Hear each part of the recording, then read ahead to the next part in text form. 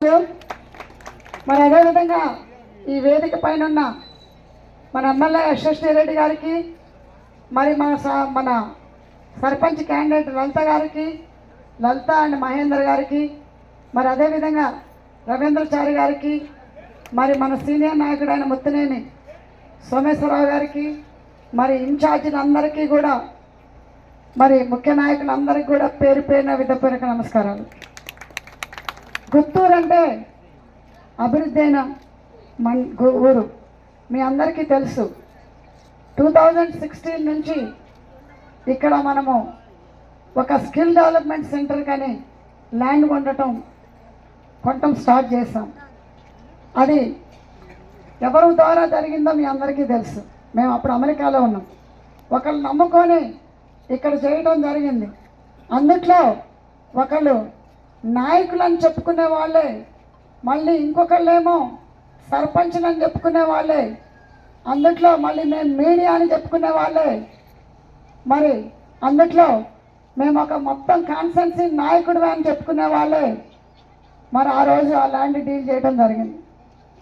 మరి మేము తీరా స్కిల్ డెవలప్మెంట్ సెంటర్ కడదాము అని అనుకునేసరికల్లా ఈ ల్యాండ్ ప్రాసెస్లో ఏమైంది అని అనేది మీ అందరికీ తెలుసు. అగ్రిమెంట్ మా పేరు మీద చేపించి తీరా రిజిస్ట్రేషన్ టైంకి వచ్చేసరికల్లా దయాకర్రావు గారి పేరు మీదకి మార్చారు. అది ఎవరు మార్చారో, ఎట్లా మార్చారో మీ అందరికీ తెలుసు. నేను పేరు కూడా చెప్పి ఈరోజు జీరో ఉన్నోళ్ళని హీరో చేయదలుచుకోలేదు. అట్లా చేసి మమ్మల్ని బదనాం చేశారు ఆనాడు. పోనీ మేము ఇండియా వచ్చిన తర్వాత స్కిల్ డెవలప్మెంట్ సెంటర్ కడతామని మన గుంటూరు డెవలప్మెంట్ కోసం ఆనాడు మాట ఇచ్చిన మీకు. గుంటూరులో మన స్కిల్ డెవలప్మెంట్ సెంటర్ కడితే మన అందరికీ ఉద్యోగాలు వస్తాయి. మన పిల్లలందరికీ స్కిల్ డెవలప్మెంట్గా ట్రైన్ అయ్యి మనం హైదరాబాద్ పోవాలంటే హైదరాబాద్ పోవచ్చు, అమెరికా పోవాలంటే అమెరికా పోయి ఉద్యోగాలు చేసుకోవడానికి పనికి వస్తుంది స్కిల్స్ అనేది. ఎందుకంటే మన గ్రామంలో మన తోరూరు మండలంలో కానీ, మన గుంటూరులో గ్రామంలో కానీ, మన పాలకుర్తి నియోజకవర్గంలో కానీ చదువుకున్న పిల్లలు ఎంతోమంది ఉన్నారు. అయినా కానీ వాళ్ళకు ఉద్యోగాలు దొరక్క స్కిల్ అనేది పోయింది వాళ్ళకి.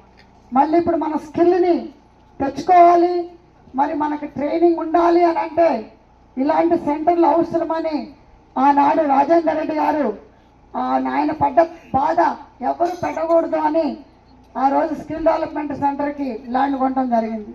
మరి అదేవిధంగా మేము ఆర్కిటెక్ట్ ప్లాన్ అంతా రెడీ చేసుకున్న తర్వాత ఈ బడా నాయకులు ఎవరైతే ఉన్నారో ఇక్కడ మళ్ళీ వాళ్ళే బీజేపీ నాయకుడు ఒకడు దామోదర్ రెడ్డి అని ఆయన తీసుకొచ్చి ఇక్కడ ల్యాండ్లో వీడియోలు తీపిచ్చి మీడియాకి ఎక్కించి కోర్టులో వేశారు.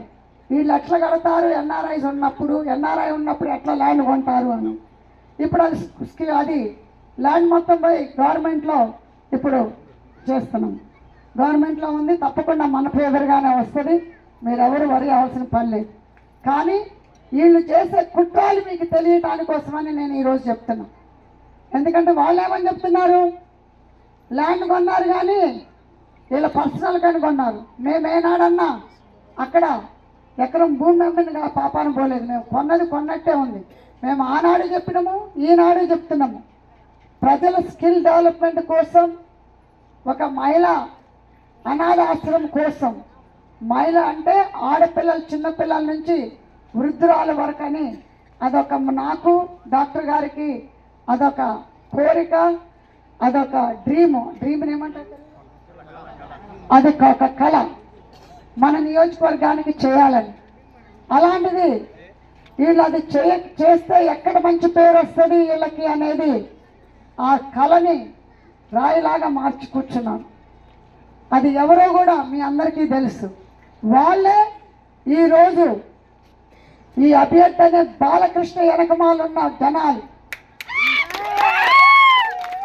అది మీరందరూ కూడా తెలుసుకోవాలి.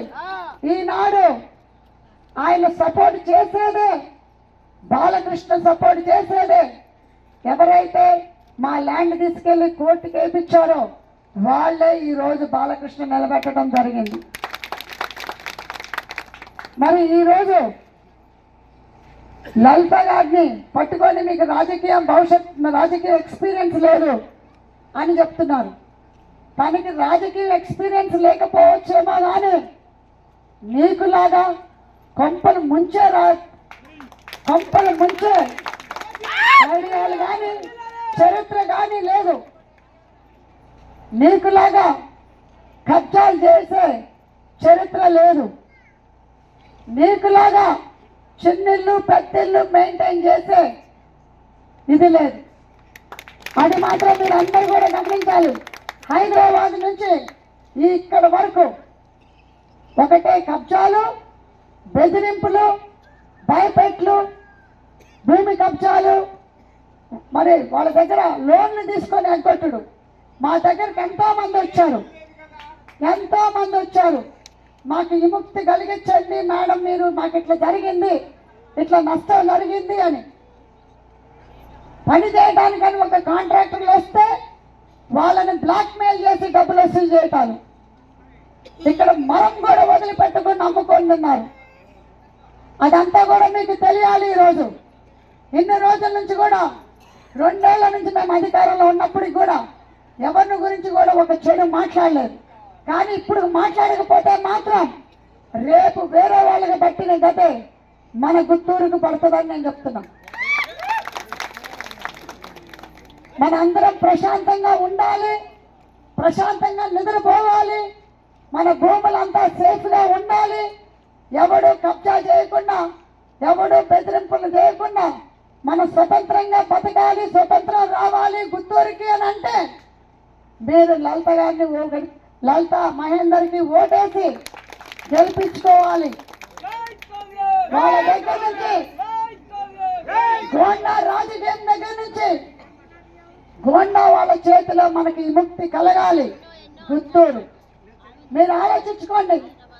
మేము అమెరికా నుంచి ఉండి అక్కడ కష్టపడి సంపాదించుకున్న సొమ్ముని ఇక్కడ ప్రజల కోసం చేయడానికే మమ్మల్ని ఇంట్లో కష్టపెట్టారు ఈ జనాలు.